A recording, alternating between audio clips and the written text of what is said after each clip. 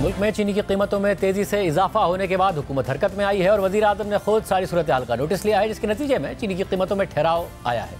3.5 माह में चीनी औसतन 40 रुपये 20 पैसे फी किलो महंगी होकर 180 रुपये पर जा पहुंची।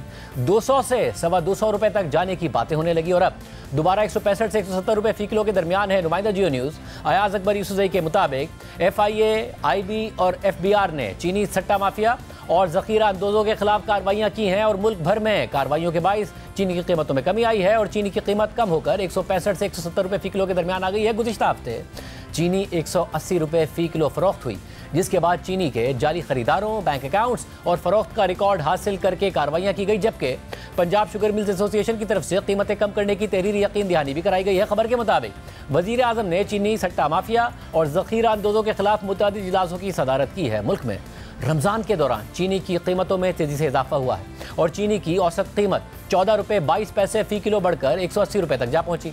3 दिन पहले वफाकी इदारा शुमारियात की तरफ से जारी करदा दादोशुमार के मुताबिक मुल्क में चीनी की औसत कीमत 171 रुपये 90 पैसे फी किलो हो गई है और ज़्यादा से ज़्यादा कीमत 180 रुपये फी किलो तक है। सरकारी डेटा के मुताबिक जनवरी से अब तक चीनी औसतन 33 रुपये 26 पैसे फी किलो महंगी हुई, जबकि 3.5 माह में चीनी औसतन 40 रुपये 20 पैसे फी किलो महंगी हुई। साल 2025 के आगाज़ पर मुल्क में चीनी की औसत कीमत 138 रुपये 64 पैसे फी किलो थी, जबकि मुल्क में 3.5 माह पहले यानी नवंबर में चीनी की औसत कीमत 131 रुपये 61 पैसे फी किलो थी। हुकूमत ने जून से अक्टूबर 2024 के दौरान 7.5 लाख टन चीनी बरामद की इजाज़त की शर्त पर दी थी कि चीनी की फी किलो एक्स मिल्क कीमत 140 रुपये से ऊपर नहीं जाएगी। इस पूरी सूरत हाल पर बात करते हुए कमोडिटी एक्सपर्ट शमसुल इस्लाम ने हमारे प्रोग्राम में बात करते हुए कहा था कि चीनी का बहरान इंजीनियर्ड है। हर साल की तरह इस साल भी चीनी की कोई किल्लत नहीं है। क्रशिंग सीजन अभी मुकम्मल तौर पर ख़त्म भी नहीं हुआ और क्राइसिस हो गया। ये क्राइसिस जेन्युइन है, इस वक्त शॉर्टेज है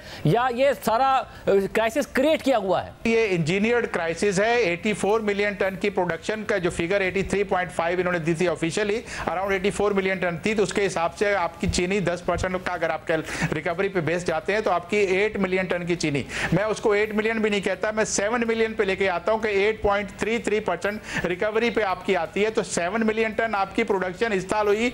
1 मिलियन टन आपके पास कैरी फॉरवर्ड स्टॉक पड़े हुए थे, 8 मिलियन टन ये हो गए। अगर आपने 7.5 लाख टन की एक्सपोर्ट कर दी, उसको भी मैं 1 मिलियन गिन लूं तो फिर भी आपके पास चीनी 1 मिलियन टन की सरप्लस रहेगी।